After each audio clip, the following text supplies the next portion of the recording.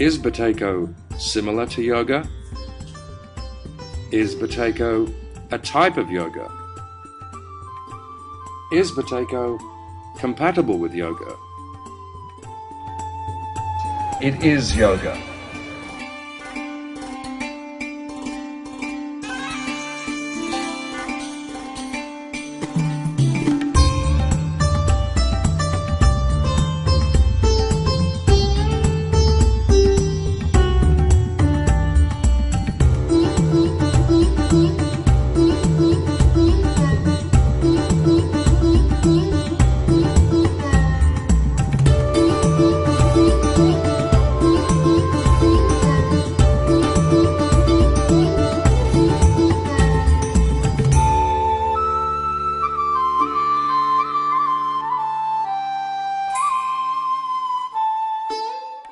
I kept meeting other yogis who something had changed about them, something positive. Their practice was better, they were more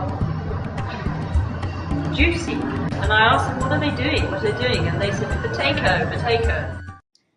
If we carefully compare the ideas of yoga in the Bhagavad Gita and in the Sutras of Patanjali, we find an extremely close correlation with the ideas of Professor Buteyko. The main difference is the emphasis, and that's because the breathing of contemporary aspirants is very different to what it was hundreds of years ago. What the rishis discovered through rigorous physical investigation hundreds of years ago, Professor Buteyko discovered in his diagnostic laboratories in the 1950s.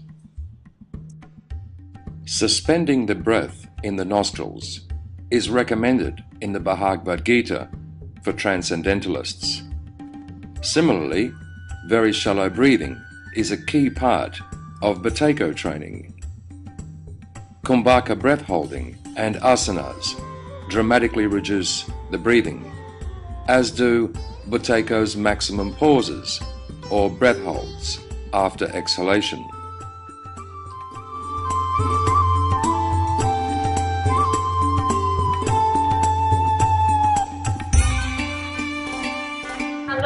Do a back bend or any asana and breathe in or breathe deeply. It's physiologically impossible. Buteyko's method is based on a discovery that chronic ailments are the result of a deficiency of carbon dioxide within the organism, and that levels of carbon dioxide are determined by the way we breathe.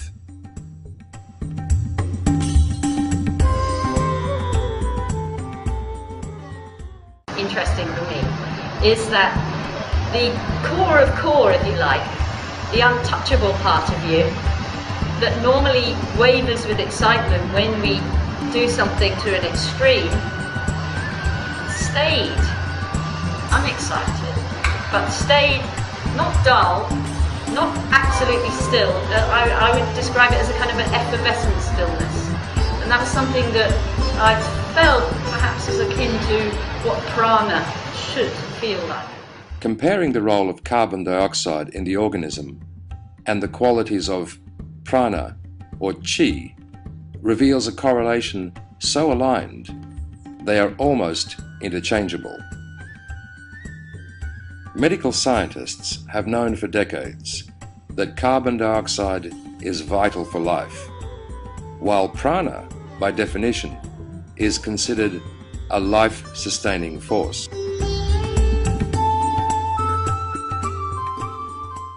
Pranayama for many, many years was one of the best teachers in the world.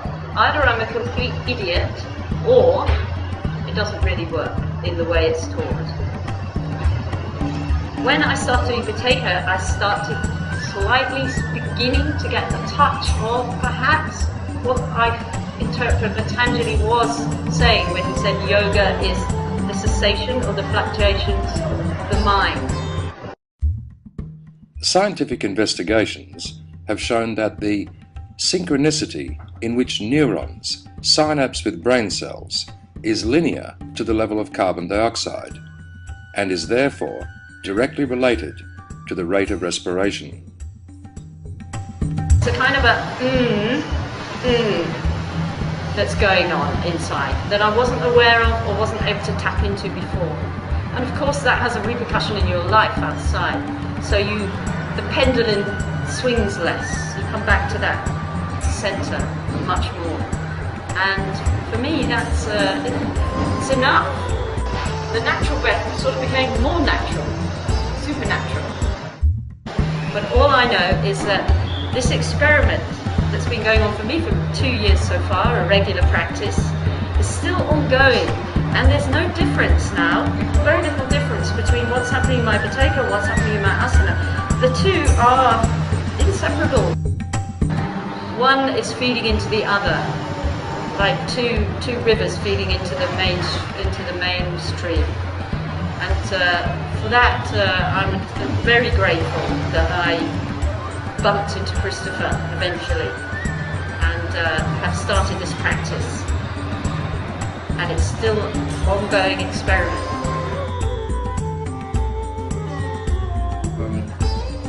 Yoga aspirants who are quite serious notice that all their yoga practice improves enormously when their breathing improves.